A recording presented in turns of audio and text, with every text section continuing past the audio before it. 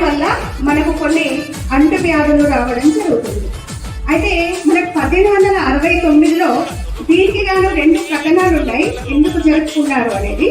1869లో హైదరాబాద్, సికింద్రాబాద్ జంట నగరాల్లో మనకి మలేరియా వచ్చి వేలాది మంది మరణించడం జరిగింది. అప్పుడు తిప్పన్న అనే సైనిక బృందము ఉజ్జయినిలో ఉన్నారు.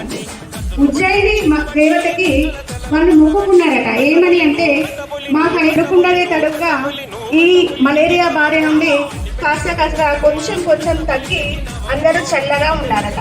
అప్పటి నుండి ఇక్కడ హైదరాబాద్ లో ఉజ్జయిని మాత కథనం కూడా ఉంది. 1908లో మనకి మూసీ నది వరదలు వచ్చాయట. అప్పుడున్నటువంటి నవాబు రాజు ఏం చేశారట, మూసీ నది వరదలు తగ్గాలని బంగారు చాటలో పట్టు చీర, పసుపు, కుంకుమ, ముత్యాలు సమర్పించారట. మా హైదరాబాద్ నగరం చల్లగా ఉండాలమ్మా అని ముత్యాలు సమర్పించారట. అదేవిధంగా వరదలు కాస్త ఉధృతం తగ్గిందట. ఆ రోజు నుండి అమ్మవారికి బోనం తీయడం ఆనవాయితీగా వచ్చింది. ఆ తర్వాత తెలంగాణ రాష్ట్రం ఏర్పడిన తర్వాత మన రాష్ట్ర పండుగ అయింది బోనాల పండుగ.